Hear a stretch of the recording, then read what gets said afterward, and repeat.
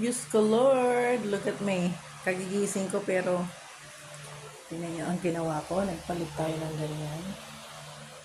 Tapos nag-aayos tayo. Pinapalitan natin ang ating mga kortina sa bahay. Ayan. Lumabas pala kami kagabi mag-iina. Nagpunta kami sa bagong bukas na parang groceryhan doon. Ayan, namili kami ng bread. Dumating na kasi yung pina-air cargo natin. So, inayos ng mga bata yung mga yun. Ay, nako.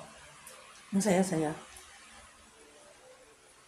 Papalitan ko rin yung aking kortina sa kwarto at saka yung mga sheets ko. Maya-maya, aalis kami ng aking anak. Ibabakrate daw niya ako. Pupunta namin aayusin yung aming wifi sa bayan. So, maraming salamat sa always pag-antabay sa YouTube ko.